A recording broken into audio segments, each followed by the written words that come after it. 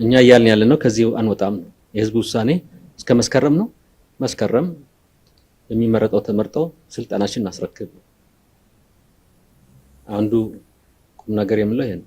ደብረጽዮን ሳንወድ በግድ ወደ ኋላ 6 ዓመታትን ወስደውናል። ስልጣን እናስረክብ ከማለት ስልጣን ተረክብ ያለው አዋጅ እነሆ ዛሬም በመቀሌ ሰማይ ላይ የጦር ጀቶች ሲያንዣብቡ ውለዋል።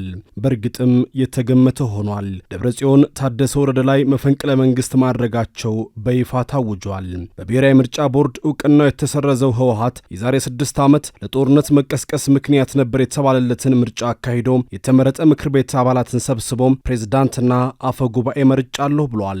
ምክር ቤቱ የቀድሞ የክልሉ ፕሬዝዳንት ዶክተር ደብረጽዮን ገብረ ሚካኤልን፣ ፕሬዝዳንት ወይዘሮ ኪሮስ ሃጎስን፣ አፈ ጉባኤ ምህረት በረሃን ምክትል አፈ ጉባኤ አድርጎ መምረጡን ይፋ አድርጓል። አሁን በስልጣን ላይ ያሉት የጊዜ አስተዳደሩ ፕሬዝዳንት ሌተናል ጀነራል ታደሰ ወረደ ቀደም ሲል በሰጡት መግለጫ ድርጊቱ የፕሪቶሪያን ውል የሚጥስ መሆኑን ገልጸው ስልጣናቸውን እንደማያስረክቡ ተናግረዋል። የማስረክበው ነገር የለኝም ቢሉም ደብረጽዮን ግን ዛሬ ተሹም ያለሁ ተረክብ ያለሁ ብለዋል። የህወሓት ድርጊት ህገ መንግስቱን የጣሰና ለህገ መንግስታዊ ስርዓቱ እውቅና የነፈገ ተግባር ነው የሚሉት የፖለቲካ ተንታኞች ድርጊቱ ወደ ጦርነት ሊያመራ እንደሚችል እያስጠነቀቁ ይገኛሉ። በእርግጥ ከሰዓታት አስቀድሞ ይህ ነገር የገባቸው የሚመስሉት ታደሰ ወረደ ባስተላለፉት መልእክት ትግራይ በጦርነት ጠባብ መንገድ ውስጥ ናት፣ ሰላም ወይም የለየለት ጦርነት ከፊታችን የቀረቡ ብቸኛ አማራጮች ናቸው ሲሉ ተናግረዋል።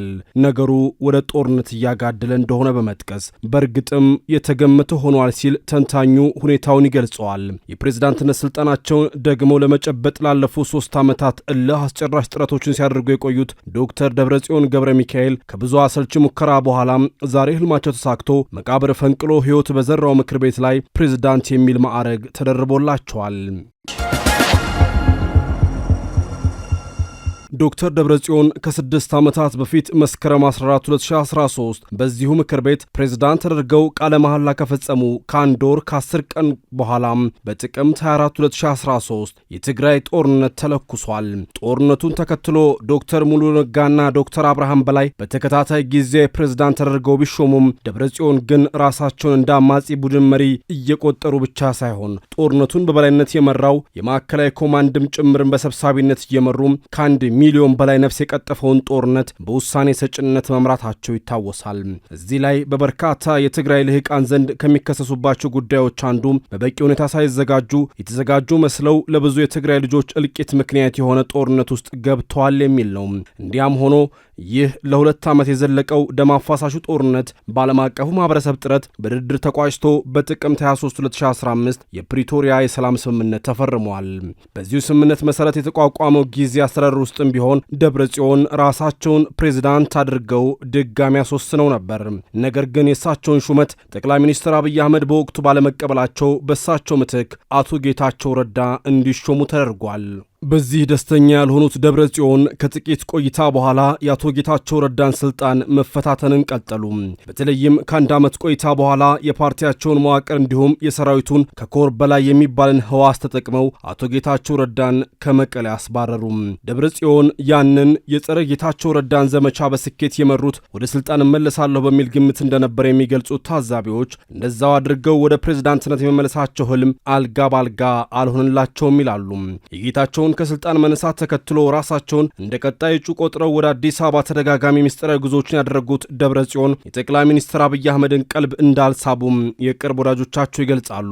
በደብረጽዮን አሰልቺ ተማጽኖ የተሰላቹት አብይ አህመድ በመጨረሻ ቃል በቃል አዘል በሆነ ንግግር ደብረጽዮን ይሉኝታ ይኑርህ እንጂ ካንተ ውጪ በክልሉ የተሻለ ሰው የለም እንዴ እንዳሏቸው ያስታውሳሉ።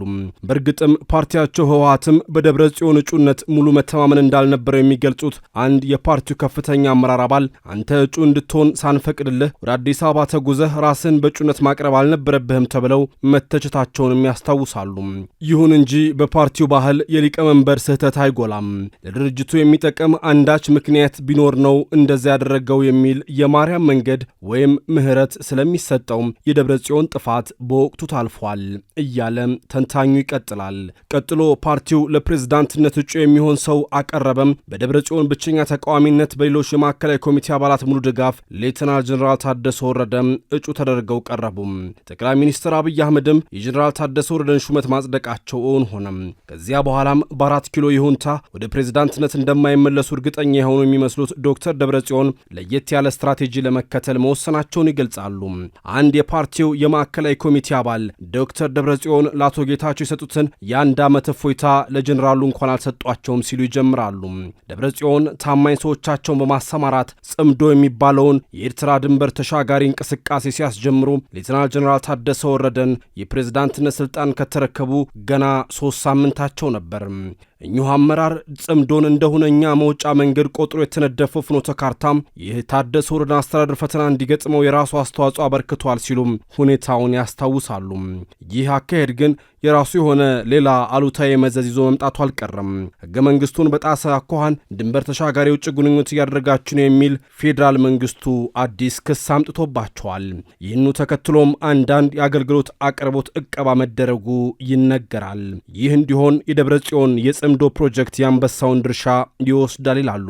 በፓርቲያቸው ውስጥ ባሉ አንዳንድ የቅርብ ወዳጆቻቸው ጭምር ወደ ፕሬዝዳንትነት ለመመለስ ካላቸው ጉጉት የተነሳም ጤናቸውን ጭምር አደጋ ላይ እንዳይጥሉ እንሰጋላቸዋለን የሚባል ላቸው ደብረጽዮን ከላይ በተገለጸው መልኩ ላለፉት 8 ወራት የጀነራል ታደሰ ወረደን ስልጣን መገዝገዛቸውን ቀጥለዋል። በፓርቲያቸው መዋቅር ውስጥ ካሉ ማመዛዘን የማይችሉ ካድሬዎችና በዲያስፖራ ከሚገኙ እጅግ ጥቂት ጭፍን ደጋፊዎቻቸው በስተቀር ምንም አይነት ህዝባዊ ድጋፍ እንደሌላቸው የሚነገርላቸው ዶክተር ደብረጽዮን በዛሬው ዕለት ቃለ መሐላ ፈጽመው ፕሬዝዳንት የሚል ካባ ደርበዋል። ይህን ተከትሎ ምን ይመጣል የሚለው ጉዳይ ገና በብዙዎች ዘንድ የጭንቀት መንስኤ ሆኖ ቀጥሏል። እስካሁን ባለው መረጃ የደብረጽዮንን ሹመት ተከትሎ በርካታዎች አስተያየት እየሰጡም ይገኛሉ።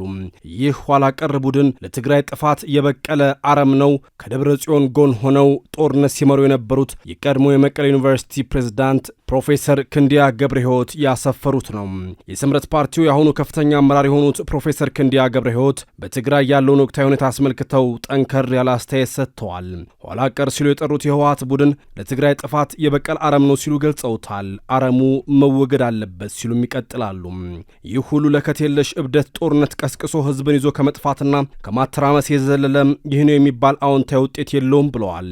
ቡድኑን ከጦርነት ውጭ መኖር የማይችል ሲሉ የገለጹት ፕሮፌሰር ክንዲያም ያለፈው ይበቃናል፣ ይብቃችሁ መባል ነው ያለበት ሲሉም አሳስበዋል። ወደ ጠራው ሰዓት እሱ ብቻውን ይግባና ይለብለብ፣ ይህ ከጦርነት ውጭ መኖር የማይችለው አረም መነቀልና መወገድ አለበት ሲሉም ነው መልእክታቸውን ያስተላለፉት። በኢትዮጵያ ብሔራዊ ምርጫ ቦርድ ህጋዊ ዕውቅናን ባለፈው ዓመት ግንቦት ወር የተሰረዘው ህወሓት በሊቀመንበርነት የሚመሩት ዶክተር ደብረጽዮን የትግራይ ክልል ፕሬዝዳንት ሆነው የተሾሙት በአንድ ተቃውሞና በ3 ድምፅ ታቅበው በአብላጫ ድምፅ እንደሆነ ፓርቲው ዛሬ ከሰዓት በኋላ መግለጫ አውጥቷል።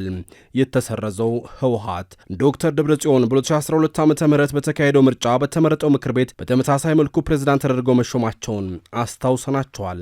አሁን ላይ ምክር ቤቱ ወደ ስራ ተመልሶ ሾመኛል ያሉት ዶክተር ደብረጽዮን ይህንን ጉዳይ በተመለከተ ዝምታን የመረጡ ይመስላሉ። ንግግራቸውም አልወጣም። የትግራይ ክልል ምክር ቤት ወደ ስራ መመለስን በተመለከተ በዛሬው ስብሰባ ላይ የቀረበው የውሳኔ ሐሳብ በሁለት የምክር ቤት አባላት ድምፅ ታቅቦ በአብላጫ ድምፅ ጸድቋል ባይ ነው የህወሓት መግለጫ። በዛሬው የክልሉ ምክር ቤት ስብሰባ የፕሪቶሪያ ስምምነት አፈጻጸምና ወቅታዊ ሁኔታዎችን በተመለከተም የህወሓት ሊቀመንበር ሪፖርት አቀርበዋል ተብሏል። ይህ ሪፖርት የክልሉ ምክር ቤት በሙሉ ድምፅ እንዳጸደቀውም ነው ፓርቲው ያስታወቀው። የውሳኔ ሐሳቡ ዶክተር ደብረጽዮን እስከሚቀጥለው ጉባኤ ድረስ በክልሉ ስራ አስፈጻሚ ካቢኔ ላይ አስፈላጊውን ማስተካከያ በማድረግ ስራቸው እንዲቀጥሉ የሚጠይቅ ነበር። የትግራይ ክልል ምክር ቤት ስብሰባውን ከማጠቃለሉ በፊት በዛሬው ዕለት በአፈ ጉባኤነት ለተመረጡት ወይዘሮ ኪሮስ ውክልና ሰጥቷል ተብሏል። ወይዘሮ ኪሮስ የተሰጣቸውን ውክልና የትግራይ ክልል ምክር ቤት ኮሚቴዎችን አዲስ ምደባ መስጠት የማዋቀር ስራን እንዲያከናውኑ ነው። በመቀሌ ከተማ የተካሄደው የክልሉ ምክር ቤት ስብሰባ ከመጠናቀቁ አስቀድሞ በከተማይቱ ላይ የጦር ጀቶች በረራ ሲያደርጉ መታየታቸው አነጋጋሪ ሆኗል። የጦር ጀቱ በከተማይቱ ሰማይ ላይ ሲያንዣብብ የሚያሳዩ ቪዲዮዎችም በማህበራዊ ትስስር ገጾች ላይ በስፋት ተጋርተዋል። ነዋሪዎችም ጀቱን ከርቀት መመልከታቸውና ድምፁን መስማታቸውን አረጋግጠዋል። ከዚሁ ክስተት አስቀድሞ በስብሰባው ዋዜማ ላይ ትላንት በመቀሌ ከተማ የቦምብ ፍንዳታ መከሰቱም ሌላው አነጋጋሪ ጉዳይ ነው።